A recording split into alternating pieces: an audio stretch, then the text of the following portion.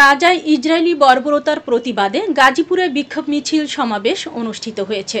গাজীপুর থেকে মাজহারুল ইসলাম প্রতীকের তথ্য ও চিত্রে বিস্তারিত। ফিলিস্তিনের গাজায় ইসরায়েলি বাহিনীর বর্বরোচিত গণহত্যা ও ধ্বংসযজ্ঞের প্রতিবাদে এবং ইসরায়েলি পণ্য বর্জনের দাবিতে গাজীপুরে মার্চ ফর প্যালেস্টাইন শীর্ষক বিক্ষোভ মিছিল ও সমাবেশ অনুষ্ঠিত হয়েছে।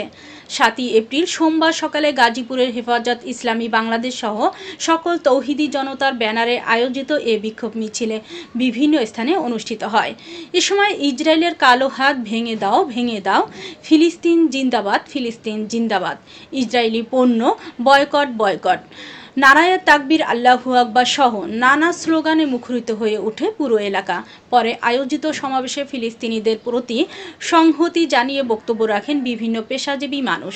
এ সময় তারা বক্তব্যে বলেন, দখলদার ইসরায়েলি বাহিনীর নৃশংস হামলা ও হত্যাকাণ্ডের তীব্র নিন্দা জানিয়ে বলেন, ইসরায়েলি বাহিনীর নৃশংস হামলায় ইতিমধ্যে গাজায় নিরপরাধ নারী, শিশু ও বৃদ্ধ সহ হাজার হাজার মানুষ শহীদ হয়েছেন।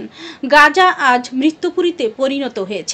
পৃথিবীর মানচিত্র থেকে গাজাকে মুছে ফেলতে নারকীয় হত্যাযজ্ঞে মেতে উঠেছে ইসরায়েলি বাহিনী, অথচ এখনও পুরো বিশ্ব নীরব ভূমিকা পালন করছে।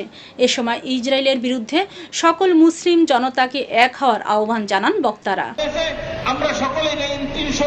আমাদের ভিতরের যত ধরনের ক্ষোভ আছে সমস্ত ক্ষোভ আমরা উদ্দীপন করে আমরা ইসরায়েলের বিরুদ্ধে প্রতিবাদ জানাই।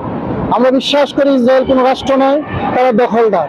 আমরা বিশ্বাস করি ইসরায়েল রাষ্ট্রীয় কোনো কাঠামোর মধ্যে পড়ে না, তারা কখনো রাষ্ট্রীয় কাঠামো অনুসরণ করে নাই, তারা বিশ্ব রাষ্ট্র পরিচালনার নীতি তারা কখনো গ্রহণ করে নাই, বরং তারা দখলদার। তারা যেমন দ্বিতীয় বিশ্বযুদ্ধের পরে এখানে দখল নিয়েছে, ঠিক তদ্রুপভাবে তাদের দখলদারিত্ব সম্প্রসারণের জন্য অন্যায়ভাবে বিশ্বের সমস্ত আইন লঙ্ঘন করে তারা একতরফা গণহত্যা এবং জেনোসাইড অব্যাহত রেখেছে।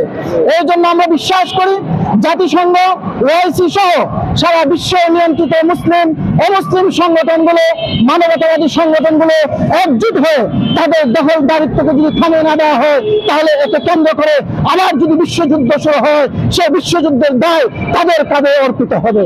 এই জন্য আমরা চাই ইসরায়েলকে থামতে হবে, ইসরায়েলকে থামাইতে হবে। এই ইহুদিবাদ, এই জায়নিজম তারা বিশ্বের জন্য বিশৃঙ্খলা সৃষ্টিকারী এক জাতি। এই জাতির পতন ছাড়া এই পৃথিবী বাসযোগ্য হতে পারে না, এই পৃথিবীর মানুষ সুন্দরভাবে বসবাস করতে পারে না।